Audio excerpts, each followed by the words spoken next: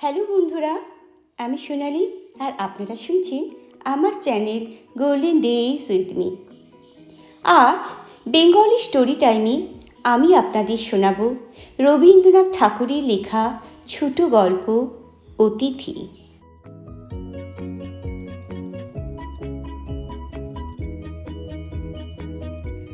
আসুন শোনা যাক রবীন্দ্রনাথ ঠাকুরের লেখা ছোট গল্প অতিথি।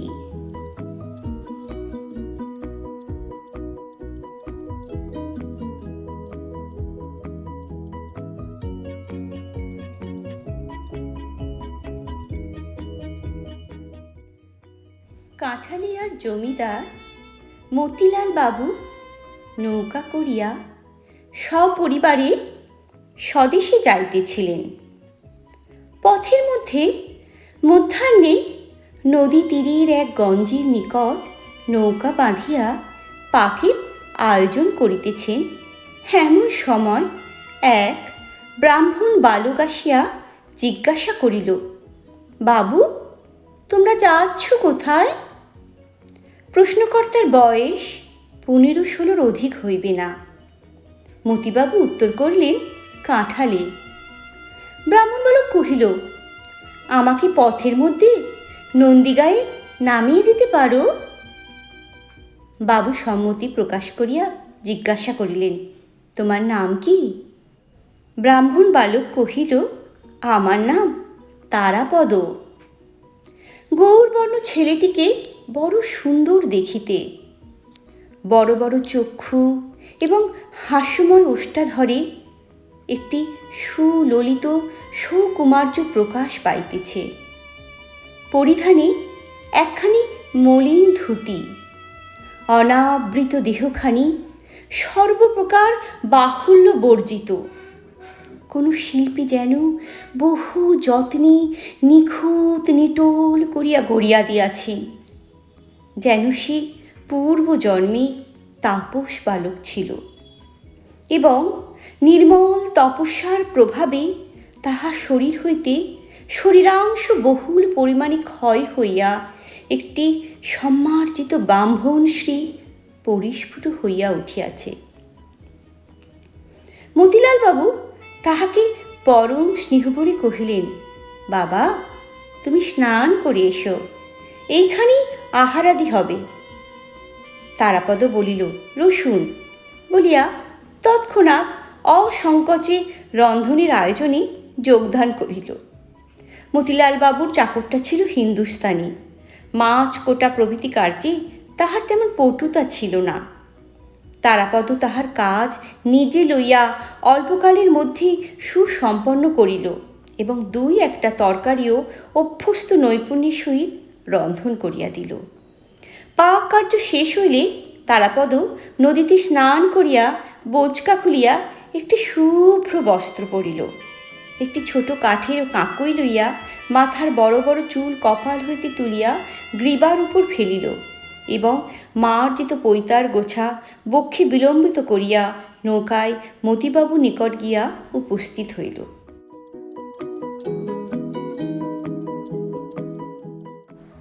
মতিবাবু তাহাকে নৌকার ভিতরে লইয়া গেলেন।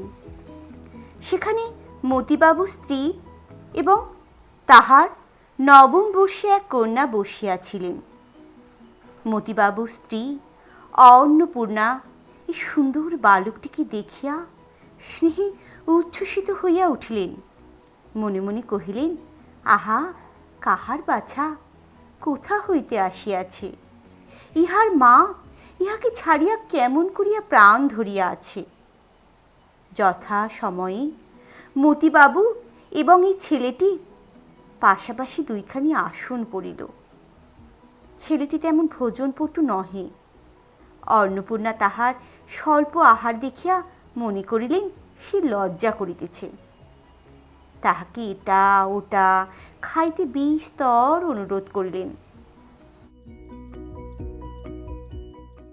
কিন্তু যখন সে আহার হইতে নিরস্ত হইল তখন সে কোনো অনুরোধ মানিল না।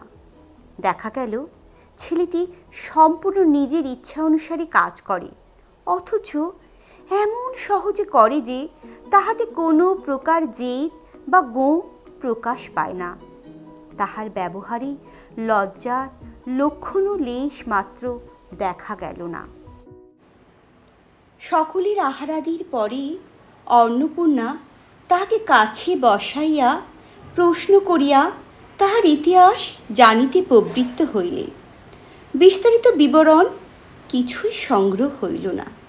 মোট কথা এইটুকু জানা গেল, ছেলেটি 7-8 বৎসর বয়সী স্বেচ্ছাক্রমে ঘর ছাড়িয়া পলাইয়া আসিয়াছে। অন্নপূর্ণা প্রশ্ন করিলেন, তোমার মা নাই? তারাপদ কহিল, আছেন। অন্নপূর্ণা জিজ্ঞাসা করিলেন, তিনি তোমাকে ভালোবাসেন না? তারাপদ এই প্রশ্ন অত্যন্ত অদ্ভুত জ্ঞান করিয়া হাসিয়া উঠিল, কহিল, কেন ভালোবাসবেন না? অন্নপূর্ণা প্রশ্ন করিলেন, তবে তুমি তাকে ছেড়ে এলে যে? তারাপদ কহিল, তার আরও 4টি ছেলে এবং 3টি মেয়ে আছে। অন্নপূর্ণা বালকের এই অদ্ভুত উত্তরে ব্যথিত হইয়া কহিলেন, ও মা, সে কি কথা? 5টি আঙুল আছে বলে কি একটি আঙুল ত্যাগ করা যায়? তারাপদর বয়স স্বল্প, তার ইতিহাসও সেই পরিমাণে সংক্ষিপ্ত, কিন্তু ছেলেটি সম্পূর্ণ নূতনতর। সে তাহার পিতামাতার 4র্থ পুত্র, শৈশবে পিতৃহীন হয়। বহু সন্তানের ঘরেও তারাপদ সকলের অত্যন্ত আদরের ছিল। মা, ভাই, বোন এবং পাড়ার সকলেরই নিকট হইতে সে অজস্র স্নেহ লাভ করিত। এমনকি গুরু মহাশয়ও তাহাকে মারিত না। মারিলেও বালকের আত্মীয়পর সকলেই তাহাতে বেদনা বোধ করিত। এমন অবস্থায় তাহার গৃহত্যাগ করিবার কোনোই কারণ ছিল না। যে উপেক্ষিত রোগা ছেলেটা সর্বদাই চুরি করা, গাছের ফল এবং গৃহস্থ লোকেদের নিকট তাহার চতুর্গুণ প্রতিফল খাইয়া বেড়ায়, সেও তাহার পরিচিত গ্রাম সীমার মধ্যে তাহার নির্যাতনকারিণী মার নিকট পড়িয়া রহিল। আর সমস্ত গ্রামেরই আদরের ছেলে একটা বিদেশি যাত্রার দলের সহিত মিলিয়া অকাতর চিত্তে গ্রাম ছাড়িয়া পলায়ন করিল।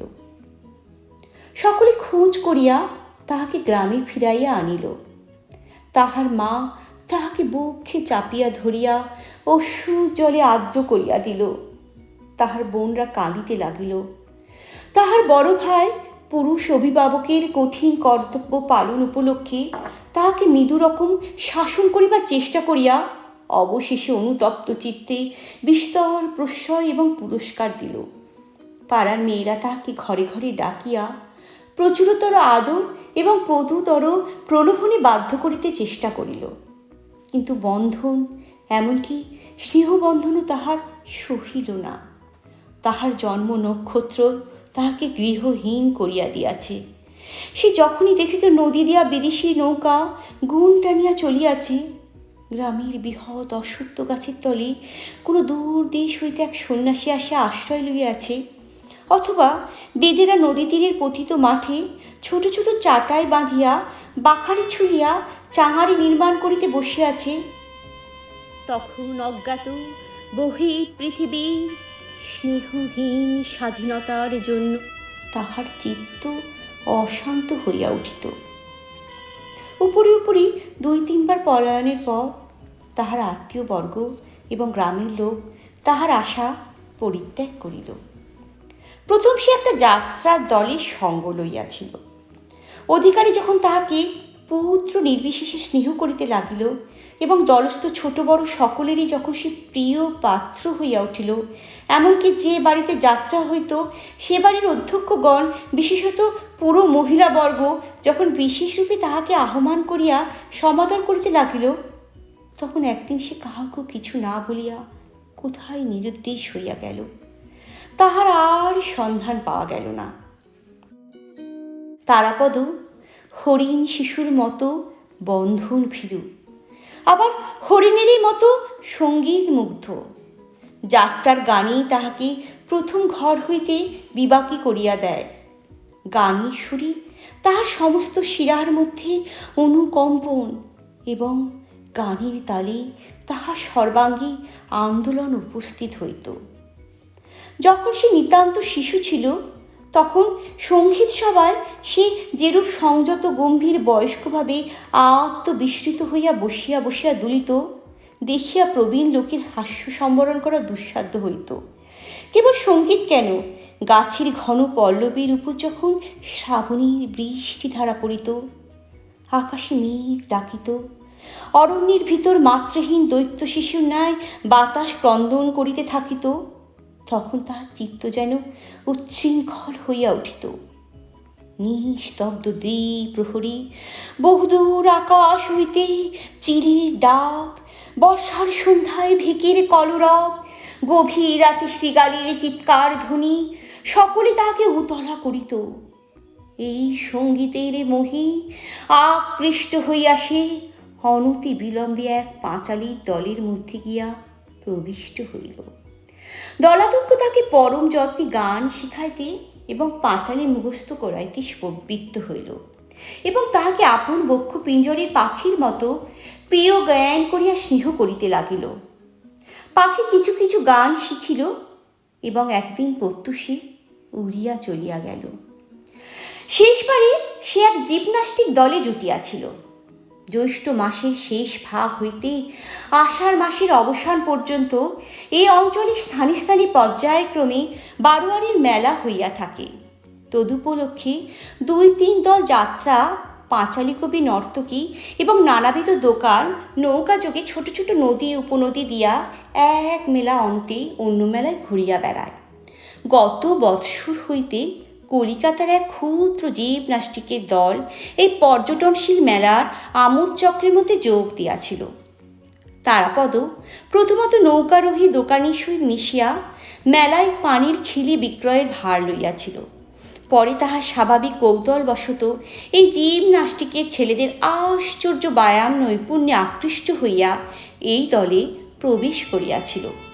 তারাপদ নিজে নিজে অভ্যাস করিয়া ভালো বাঁশি বাজাইতে শিখিয়াছিল। জিমনাস্টিকের সময় তাহাকে দ্রুত তালে লক্ষ্ণৌ ঠুংরির সুরে বাঁশি বাজাইতে হইত। এই তাহার একমাত্র কাজ ছিল। এই দল হইতে তাহার শেষ পলায়ন। সে শুনিয়াছিলেন নন্দীগ্রামে জমিদার বাবুরা মহা সমারোহে এই শখের যাত্রা খুলিতেছেন। শুনিয়া সে তাহার ক্ষুদ্র বোচকাটি লইয়া নন্দীগ্রামে যাত্রার আয়োজন করিতেছিল। এমন সময় মতিবাবুর সহিত তাহার সাক্ষাৎ হয়। তারাপদ পর্যায়ক্রমে নানা দলের মধ্যে ফিরিয়াও আপন স্বাভাবিক কল্পনাপ্রবণ প্রকৃতির প্রভাবে কোনো দলের বিশেষত্ব প্রাপ্ত হয় না। অন্তরের মধ্যে সে সম্পূর্ণ নির্লিপ্ত এবং মুক্ত ছিল।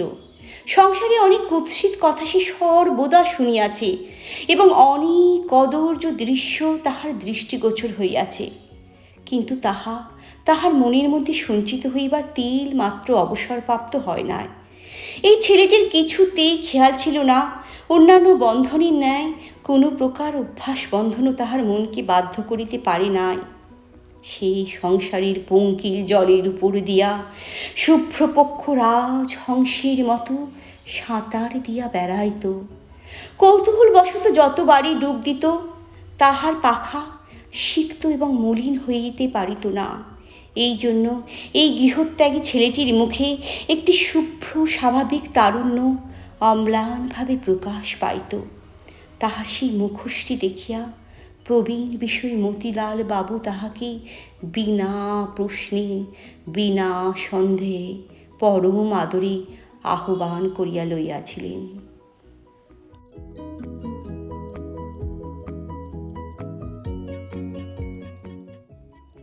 আহারান্তে নৌকা ছাড়িয়া দিল।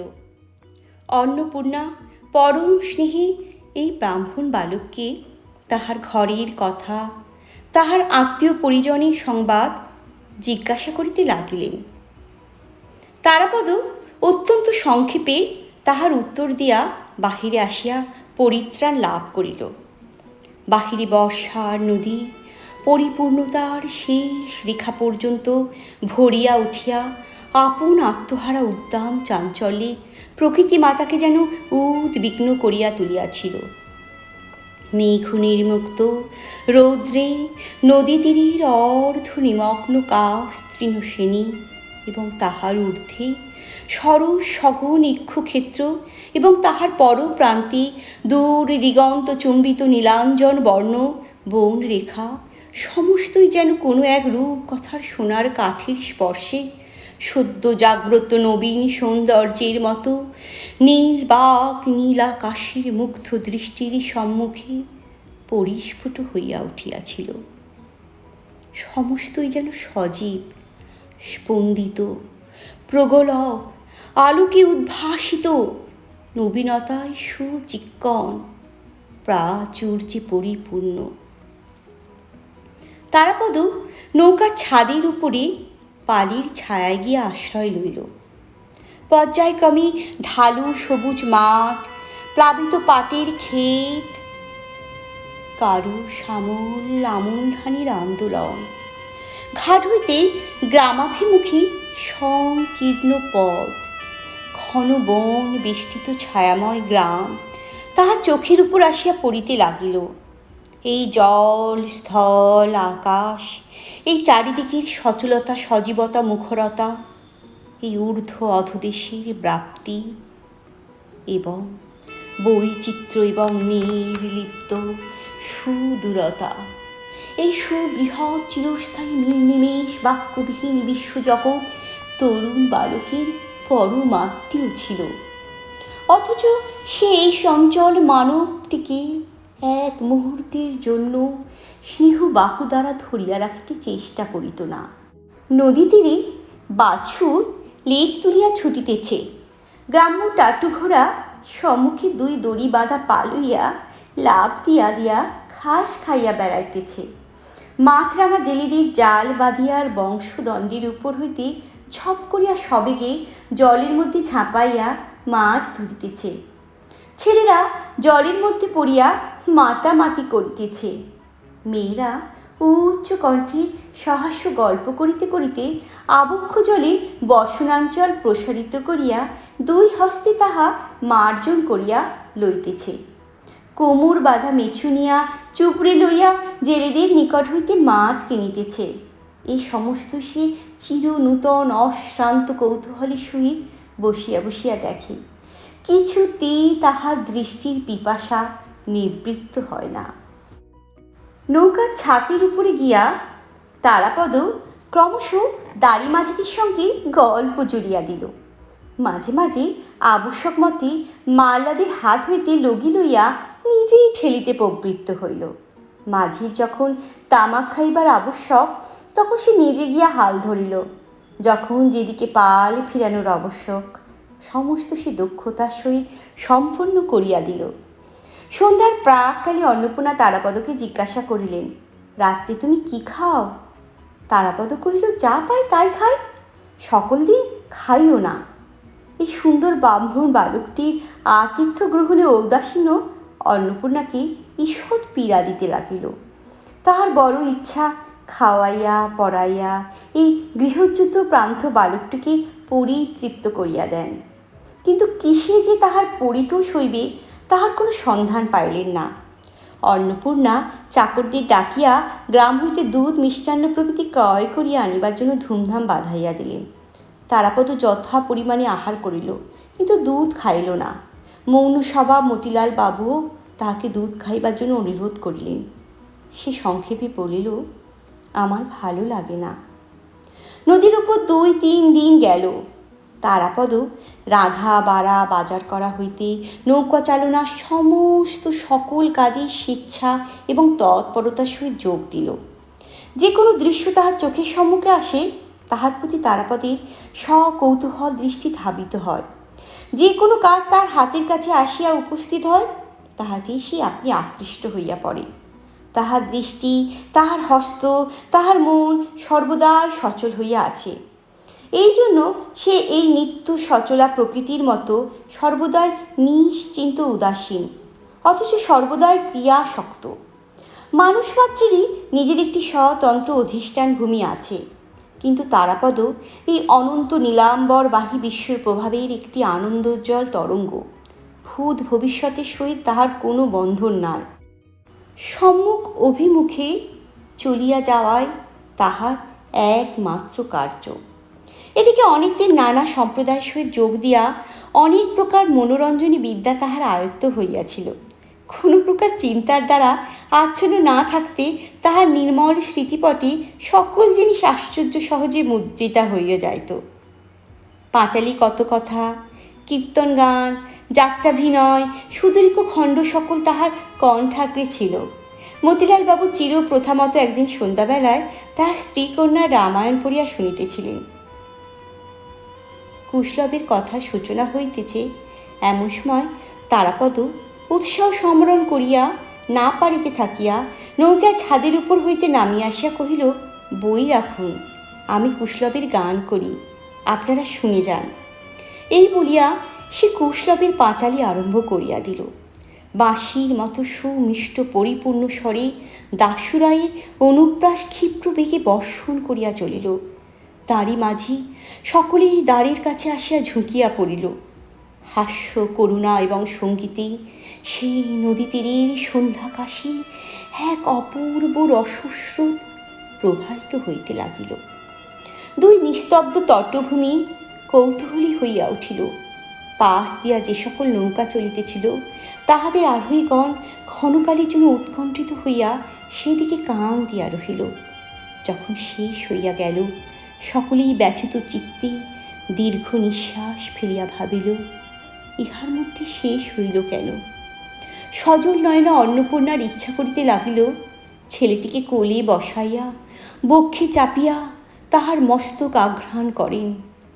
মতিলালবাবু ভাবিতে লাগিলেন, এই ছেলেটিকে যদি কোনো মতে কাছে রাখিতে পারি তবে পুত্রীর অভাব পূর্ণ হয়। কেবল ক্ষুদ্র বালিকা চারুশশীর অন্তঃকরণ ঈর্ষা ও বিদ্বেষে পরিপূর্ণ হইয়া উঠিল।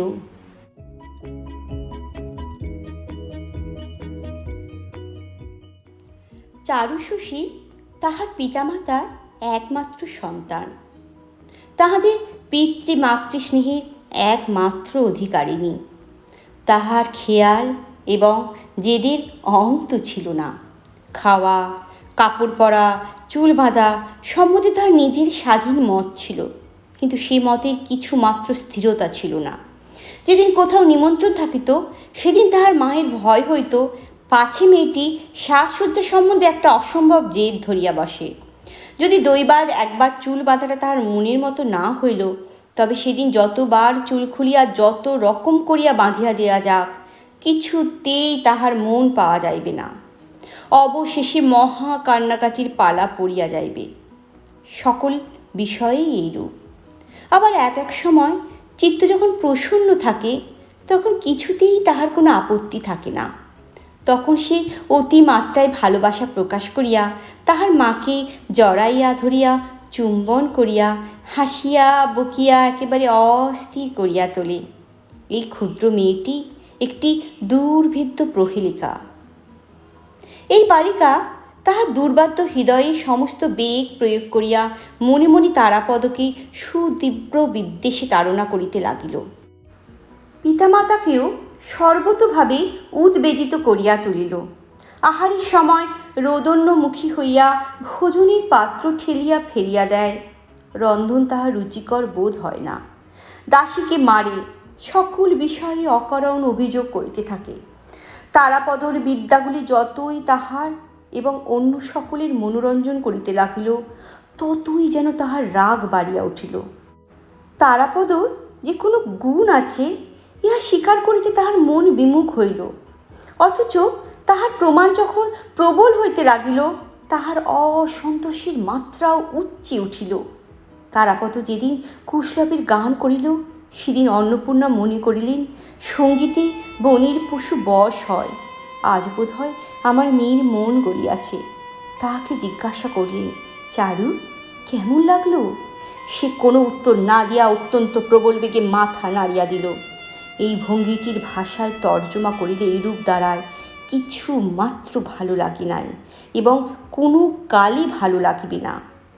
চারুর মনের ঈশ্বর উদয় হইয়াছে বুঝিয়া তাহার মাথা চারুর সম্মুখে তারাপদের প্রতি স্নেহ প্রকাশ করিতে বিরত হইলেন। সন্ধ্যার পর যখন সকাল সকাল খাইয়া চারু শয়ন করিত, তখন অন্নপূর্ণা নৌকা কক্ষে দ্বারের নিকট আসিয়া বসিতেন এবং মতিবাবু ও তারাপদ বাহিরে বসিত এবং অন্নপূর্ণার অনুরোধে তারাপদ গান আরম্ভ করিত। তাহার গানে যখন নদী তীরের বিশ্রাম নিরতা গামষ্ঠী সন্ধ্যার বিপুল অন্ধকারে মুগ্ধ নিস্তব্ধ হইয়া রহিত এবং অন্নপূর্ণার কোমল হৃদয়খানি স্নেহ সৌন্দর্য রসে উচ্ছ্বলিত হইয়া থাকিত, তখন হঠাৎ চারু দ্রুতপদে বিছানা হইয়া উঠিয়া আসিয়া সরদনে বলিত, মা, তোমরা কি গোল করছো? আমার ঘুম হচ্ছে না। পিতামাতা তাহাকে একলা ঘুমাইতে পাঠাইয়া তারাপদকে ঘেরিয়া সঙ্গীত উপভোগ করিতেছে, ইহা তাহার একান্ত অসহ্য হইয়া উঠিত। এই দীপ্ত কৃষ্ণ নয়না বালিকার স্বাভাবিক সুতীব্রতা তারাপদর নিকটে অত্যন্ত কৌতুকজনক বোধ হইত।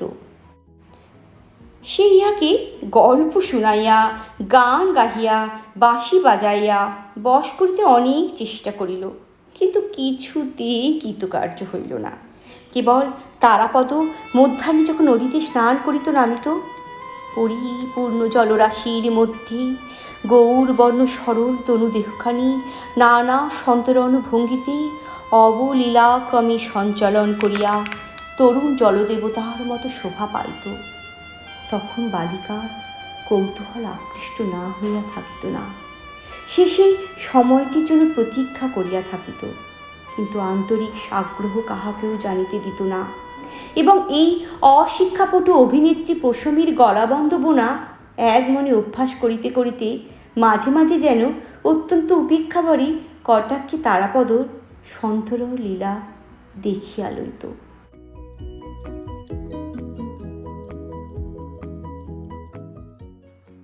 নন্দীগ্রাম কখন ছাড়াইয়া গেল তারাপদ তাহার খোঁজ লইল না। অত্যন্ত মৃদু মন্দ গতিতে বৃহৎ নৌকা যখন পাল তুলিল, কখনো গুণ টানিয়া নানা নদীর শাখা প্রশাখার ভিতর দিয়া চলিতে লাগিল। নৌকারোহীদের দিনগুলো এই সকল নদী উপনদীর মতো শান্তিময় সৌন্দর্যময় বৈচিত্র্যের মধ্য দিয়া সহজ সুর্ম গমনে মৃদু মিষ্ট কলস্বরে প্রবাহিত হইতে লাগিল। কাহারও কোনরূপ তাড়া ছিল না। মধ্যাহ্নে স্নানাহারে অনেকক্ষণ বিলম্ব হইত। এদিকে সন্ধ্যা হইতে না হইতেই একটা বড় দেখিয়া গ্রামের ধারে ঘাটের কাছে ঝিল্লি মুদ্রিত খাদ্যত খচিত বনির পাশে নৌকা বাঁধিত। এমনি করিয়া দিন দশেকে নৌকা কাঁঠালিয়ায় পৌঁছাল। জমিদারের আগমনে বাড়ি হইতে পালকি এবং টাটু ঘোড়ার সমাগম হইল এবং বাঁশের লাঠি হস্তে পাইক বড় কন্দাজের দল ঘন ঘন বন্দুকের ফাঁকা আওয়াজে গ্রামের উৎকণ্ঠিত কাক সমাজকে চৎপরণাস্তি মুখর করিয়া তুলিল।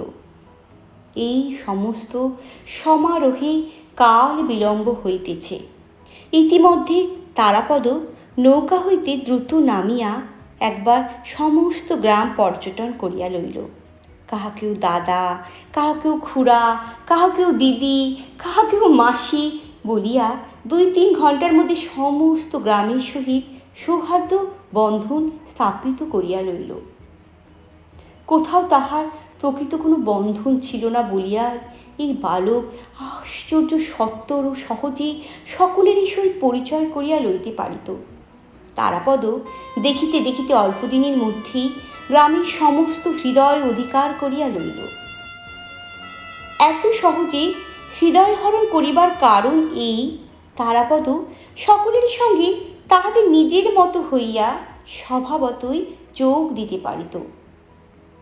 সে কোনো প্রকার বিশেষ সংস্কারে তারা বদ্ধ ছিল না, অথচ সকল অবস্থা সকল কাজের প্রতি তাহার এক প্রকার সহজ প্রবণতা ছিল। বালকের কাছে সে সম্পূর্ণ স্বাভাবিক বালক, অথচ তাহাদের হইতে শ্রেষ্ঠ ও স্বতন্ত্র। বৃদ্ধের কাছে সে বালক নহে, অথচ জ্যাঠাও নহে। রাখালির সঙ্গে সে রাখাল, অথচ ব্রাহ্মণ। সকলের সকল কাজে সে চিরকালের সহযোগীর ন্যায় অভ্যস্তভাবে হস্তক্ষেপ করে। ময়রার দোকানে গল্প করিতে করিতে ময়রা বলে, দাদা ঠাকুর একটু বসো তো ভাই, আমি আসছি। তারাপদ অম্লান বদনে দোকানে বসিয়া একখানা শাল পাতা লইয়া সন্দেশের মাছি তাড়াইতে প্রবৃত্ত হয়। বিহান করিতেও সে মজবুত। তাঁতের রহস্য তাহার কিছু কিছু জানা আছে, কুমারীর চক্র চালনও তাহার সম্পূর্ণ অজ্ঞাত নহে। তারাপদ সমস্ত গ্রামটি আয়ত্ত করিয়া লইল, কেবল গ্রামবাসিনী একটি বালিকার ঈর্ষা সে এখনও জয় করিতে পারিল না। এই বালিকাটি তারাপদর সুদূরে নির্বাসন তীব্রভাবে কামনা করিতেছে জানিয়াই বোধ করি তারাপদ এই গ্রামে এতদিন আবদ্ধ হইয়া রহিল। কিন্তু বালিকাবস্থাতেও নারীদের অন্তররহস্য ভেদ করা সুকঠিন। চারুশশী তাহার প্রমাণ দিল। বামুন ঠাকুরুনের মেয়ে সোনামণি 5 বছর বয়সে বিধবা হয়। সেই চারু সমবয়সী সখী। তাহার শরীর অসুস্থ থাকাতে গৃহ প্রত্যাগত সখীর সহিত সে কিছুতেই সাক্ষাৎ করিতে পারে না। সুস্থ হইয়া যেদিন দেখা করিতে আসিল, সেদিন প্রায় বিনা কারণেই 2 সখীর মধ্যে একটু মনোবিচ্ছেদ ঘটিবার উপক্রম হইল। চারু অত্যন্ত ফাঁদিয়া গল্প আরম্ভ করিয়াছিল। সে ভাবিয়াছিল তারাপদ নামক তাহাদের নব অর্জিত পরম রত্নটির আহরণ কাহিনী সবিস্তারে বর্ণনা করিয়া সে তাহার সখীর কৌতূহল এবং বিস্ময়ে সপ্তমে চড়াইয়া দেবে। কিন্তু যখন সে শুনিল তারাপদ সোনামণির নিকট কিছু মাত্র অপরিচিত নহে, বামুন ঠাকুরনকে সে মাসি বলে এবং সোনামণি তাহাকে দাদা বলিয়া ডাকে, যখন শুনিল তারাপদ কেবল যে বাঁশিতে কীর্তনে সুর বাজাইয়া মাতা ও কন্যার মনোরঞ্জন করিয়াছে তাহা নহে, সোনামণির অনুরোধে তাহার স্বহস্তে একটি বাঁশির বাঁশি বানাইয়া দিয়াছে। তাহাকে কতদিন উচ্চ শাখা হইতে ফল ও কণ্টক শাখা হইতে ফুল পাড়িয়া দিয়াছে। তখন চারুর অন্তঃকরণে যেন শক্ত শিল বাঁধিতে লাগিল। চারু জানিত তারাপদ বিশেষরূপে তাহাদেরই তারাপদ, অত্যন্ত গোপনে সংরক্ষণীয়, ইতর সাধারণ তাহার একটু আধটু আভাস মাত্র পাইবে, অথচ কোনো মতে নাগাল পাইবে না। দূর হইতে তাহার রূপে গুণে মুগ্ধ হইবে এবং চারুশশীদের ধন্যবাদ দিতে থাকিবে। এই আশ্চর্য দুর্লভ দৈবলব্ধ ব্রাহ্মণ বালকটি সোনামণির কাছে যেন সহজগম্য হইল। আমরা যদি এত যত্ন করিয়া না আনিতাম, এত যত্ন করিয়া না রাখিতাম, তাহা হইলে সোনামণিরা তাহার দর্শন পাইত কোথা হইতে? সোনামণির দাদা শুনিয়া সর্বশরীর জ্বলিয়া যায়। যে তারাপদকে চারু মনে মনে বিদ্বেষরে জর্জর করিতে চেষ্টা করিয়াছে, তাহারই একাধিকার লইয়া এমন প্রবল উদ্বেগ কেন? বুঝবি কাহারই সাধ্য। সেই দিনই অপর একটা তুচ্ছ সূত্রে সোনামণির সহিত চারুর মর্মান্তিক আড়ি হইয়া গেল এবং সে তারাপদর ঘরে গিয়া তাহার শখের বাঁশিটি বাহির করিয়া তাহার উপর লাফাইয়া মারাইয়া নির্দয়ভাবে ভাঙিতে লাগিল। চারু যখন প্রচণ্ড আবেগে এই বংশী ধ্বংসকার্যে নিযুক্ত আছে, এমন সময় তারাপদ আসিয়া ঘরে প্রবেশ করিল। সে বালিকার এই প্রলয়মূর্তি দেখিয়া আশ্চর্য হইয়া গেল। কহিল, চারু, আমার বাঁশিটা ভাঙছ কেন?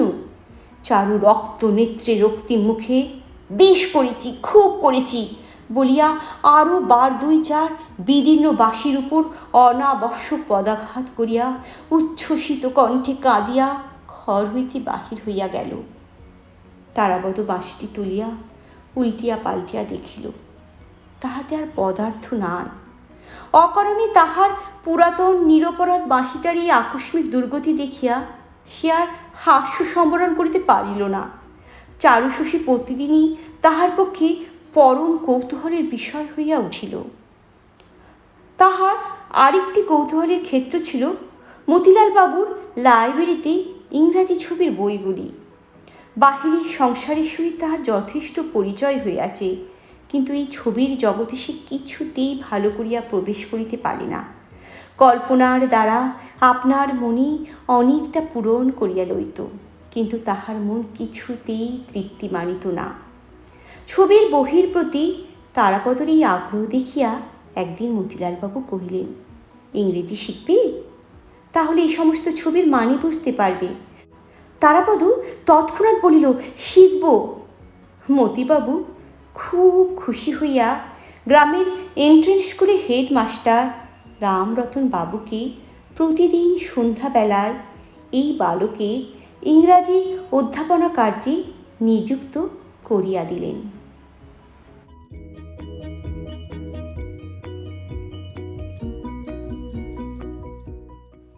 তারাপদ তাহার প্রখর স্মরণ শক্তি এবং অখণ্ড মনোযোগ লইয়া ইংরাজি শিক্ষায় প্রবৃত্ত হইল।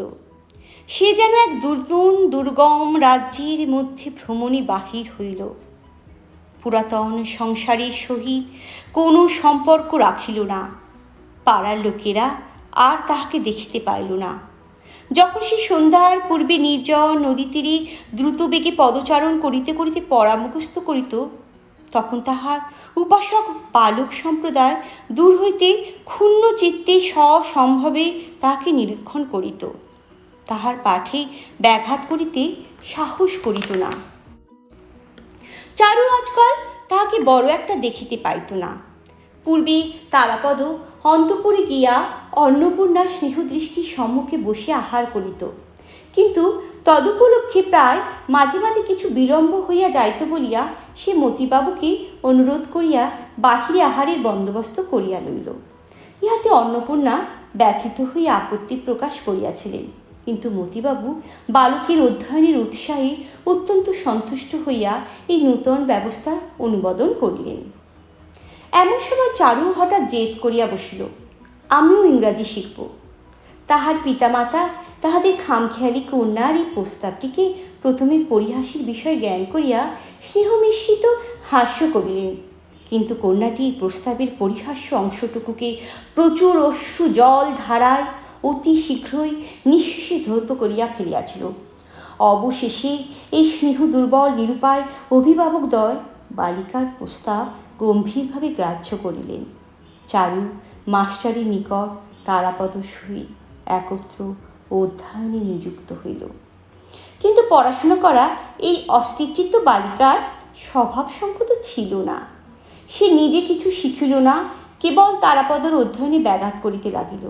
সে পিছাইয়া পড়ে, পড়া মুখস্থ করে না, কিন্তু তবু কিছুতেই তারাপদর পশ্চাৎবর্তী হইয়া থাকিতে চাহে না। তারাপদ তাহাকে অতিক্রম করিয়া নূতন পড়া লইতে গেলে সে মহা রাগারাগি করিত, এমনকি কান্নাকাটি করিতে ছাড়িত না। তারাপদ পুরাতন বই শেষ করিয়া নূতন বই কিনিলে তাহাকেও সেই নূতন বই কিনিয়া দিতে হইত। তারাপদ অবসরের সময় নিজে ঘরে বসিয়া লিখিত এবং পড়া মুখস্থ করিত। ইয়া সেই ঈর্ষাপরায়ণা কন্যাটির সহ্য হইত না। সে গোপনে তাহার লেখা খাতায় কালি ঢালিয়া আসিত, কলম চুরি করিয়া রাখিত, এমনকি বইয়ের যেখানে অভ্যাস করিবার সেই অংশটি ছিঁড়িয়া আসিত। তারাপদ এই বালিকার অনেক দৌরাত্ম্য সকৌতুকে সহ্য করিত। অসহ্য হইলে মারিত, কিন্তু কিছুতেই শাসন করিতে পারিত না। দৈবাৎ একটা উপায় বাহির হইল। একদিন বড় বিরক্ত হইয়া নিরুপায় তারাপদ তাহার মসি বিলুপ্ত লেখা খাতা ছিন্ন করিয়া ফিরিয়া গম্ভীর বিষণ্ণ মুখে বসিয়া রহিল। চারু দ্বারের কাছে আসিয়া মনে করিল আজ মার খাইবে, কিন্তু তাহার প্রত্যাশা পূর্ণ হইল না।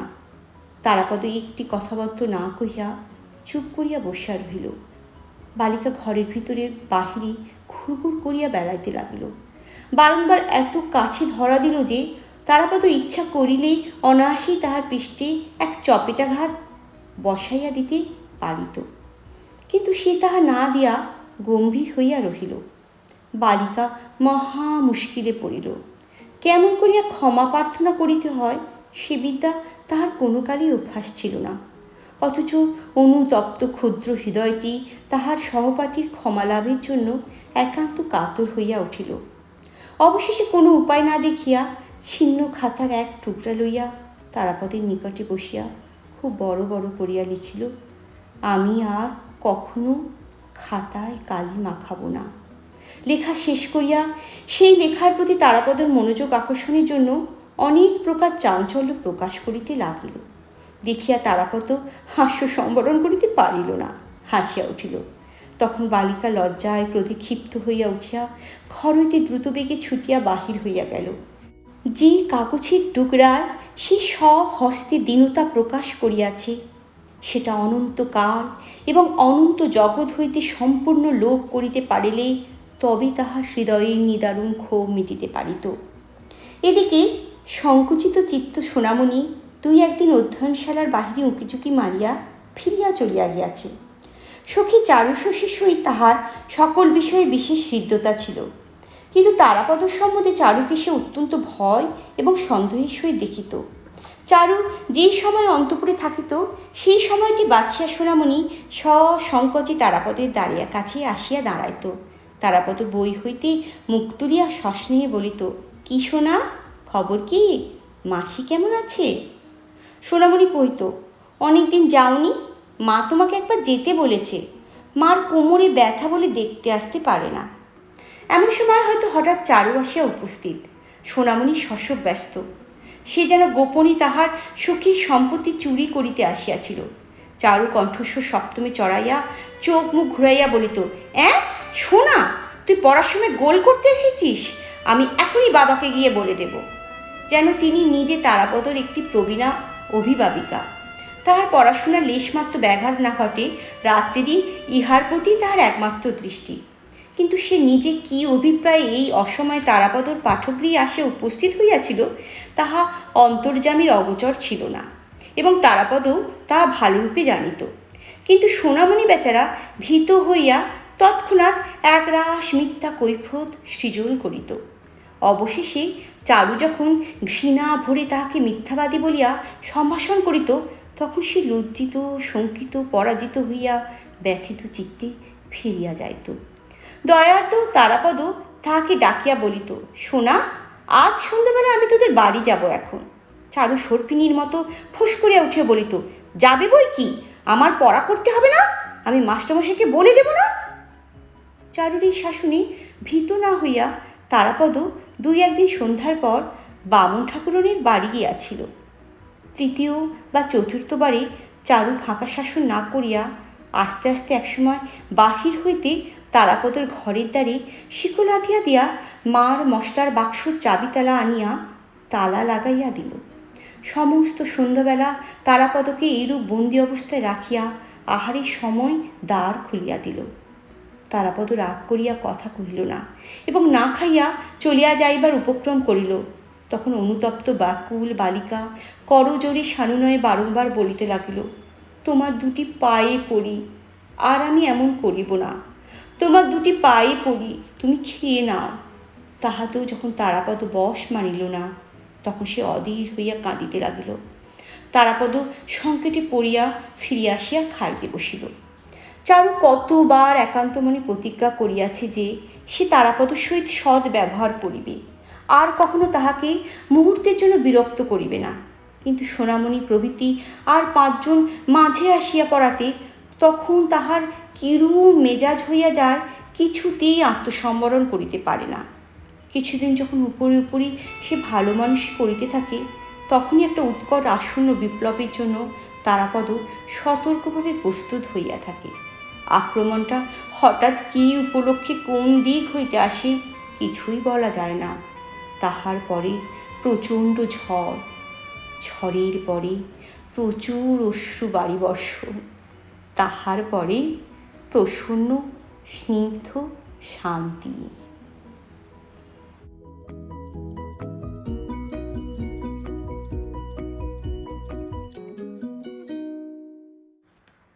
এমনি করিয়া প্রায় 2 বৎসর কাটিল।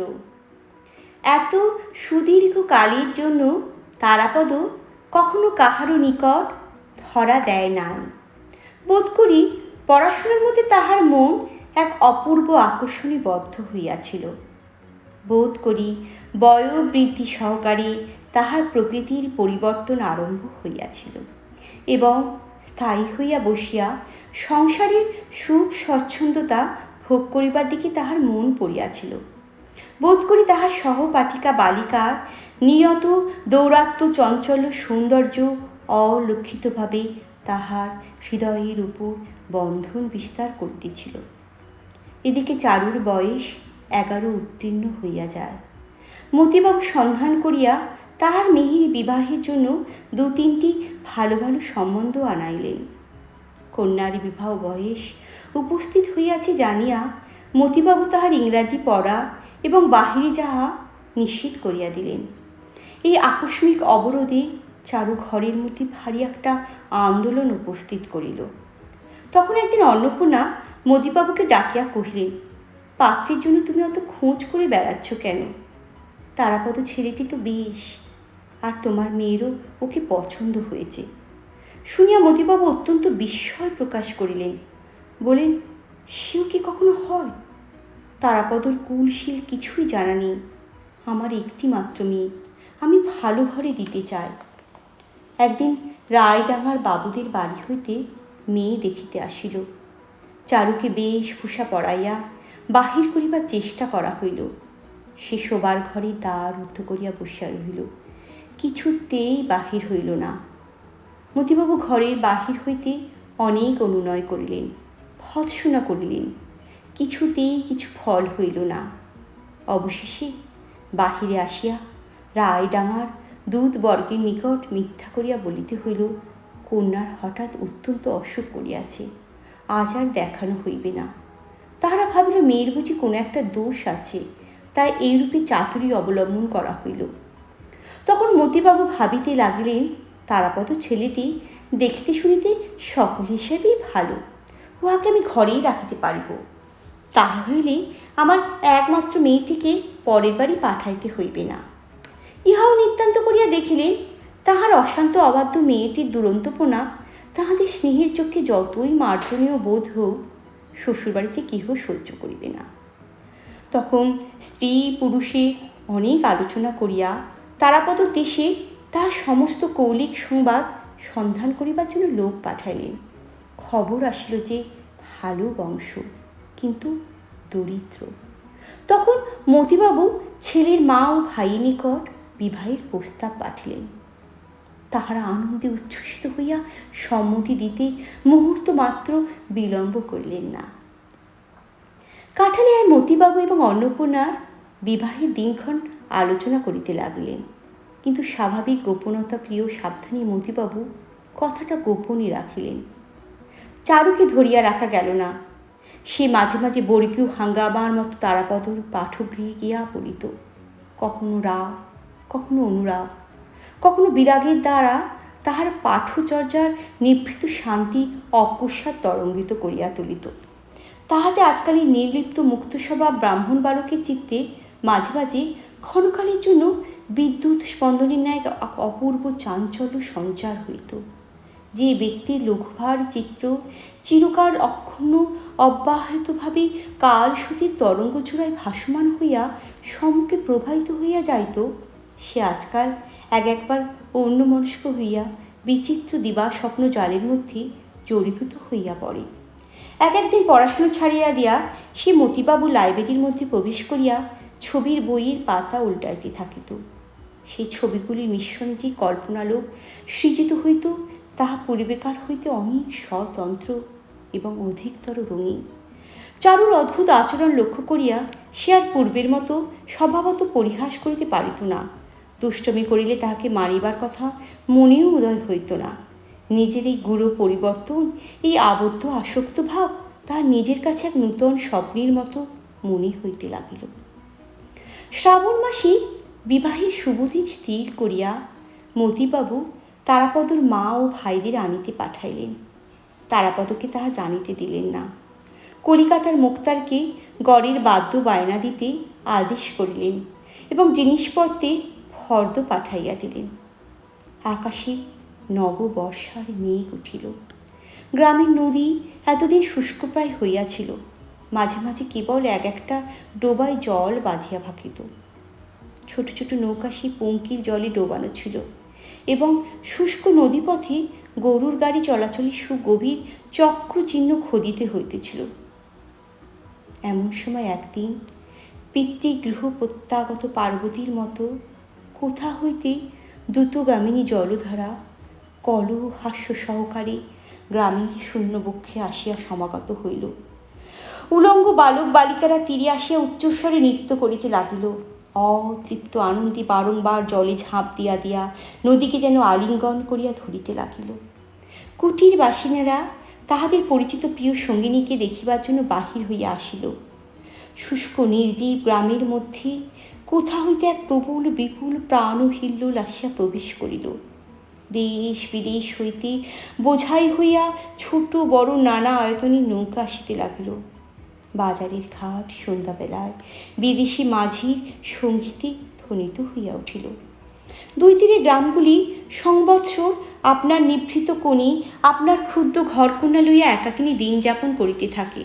বর্ষার সময় বাহিরে বৃহৎ পৃথিবী বিচিত্র পর্ণোপহার লইয়া গৌরিক বর্ণ জলরথে চড়িয়া এই গ্রাম কনকাগুলিগিরি তত্ত্ব লইতে আসে। তখন জগতের সঙ্গে আত্মীয়তা গর্বে কিছুদিনের জন্য তাহাদের ক্ষুদ্রতা ঘুচিয়া যায়। সমস্ত সচল সজাগ সজীব হইয়া ওঠে এবং মৌন নিস্তব্ধ দেশের মধ্যে সুদূর রাজ্যের কললাভ ধ্বনি আসিয়া চারিদিকের আকাশকে আন্দোলিত করিয়া তোলে।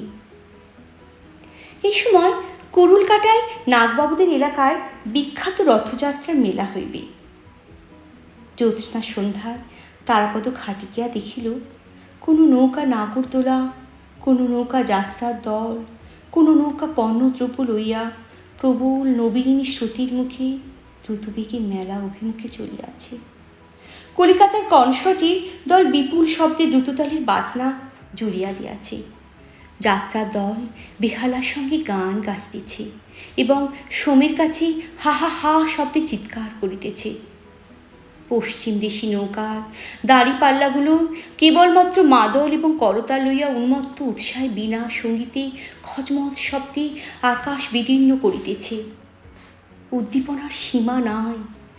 দেখিতে দেখিতে পূব দিগন্ত হইতে ঘন মেঘ রাশি প্রকাণ্ড কালো পাল তুলিয়া দিয়া আকাশের মাঝখানে উঠিয়া পড়িল। চাঁদ আচ্ছন্ন হইল। পূবে বাতাস বেগে বহিতে লাগিল। মেঘের পশ্চাতে মেঘ ছুটিয়া চলিল। নদীর জল কলকল হাস্যে স্ফীত হইয়া উঠিতে লাগিল। নদী তীরবর্তী আন্দোলিত ব্রণশিনীর মধ্যে অন্ধকার পুঞ্জীভূত হইয়া উঠিল। ভেগ ডাকিতে আরম্ভ করিল। ঝিল্লি ধ্বনি যেন করাত দিয়া অন্ধকারকে চিরিতে লাগিল। সম্মুখে আজ যেন সমস্ত জগতের রথযাত্রা। চাকা ঘুরিতেছে, ধ্বজা উড়িতেছে, পৃথিবী কাঁপিতেছে। মেঘ উড়িয়াছে, বাতাস ছুটিয়াছে, নদী বহিয়াছে, নৌকা চলিয়াছে, গান উঠিয়াছে। দেখিতে দেখিতে গুরু গুরু শব্দে মেঘ ডাকিয়া উঠিল। বিদ্যুৎ আকাশকে কাটিয়া কাটিয়া ঝলসিয়া উঠিল। সুদূর অন্ধকার হইতে একটা মুষলধারা বর্ষি বৃষ্টির গন্ধ আসিতে লাগিল। কেবল নদীর এক তীরে এক পাশে কাঁঠালিয়া গ্রাম আপন কুঠির দ্বার বন্ধ করিয়া দীপ নিবাইয়া নিঃশব্দে ঘুমাইতে লাগিল। পরদিন তারাপদর মাতা ও ভ্রাতাগণ কাঁঠালিয়া আসিয়া অবতরণ করিলেন। পরদিন কলিকাতা হইতে বিবিধ সামগ্রীপূর্ণ 3খানা বড় নৌকা আসিয়া কাঁঠালিয়া জমিদারি কাছারির ঘাটে লাগিল এবং পরদিন অতি প্রাতি সোনামণি কাগজে কিঞ্চিত আমসত্ত্ব এবং পাতার ঠোঙায় কিঞ্চিত আচার লইয়া ভয়ে ভয়ে তারাপদর পাঠগৃহদ্বারে আসিয়া নিঃশব্দে দাঁড়াইল। কিন্তু পরদিন তারাপদকে দেখা গেল না।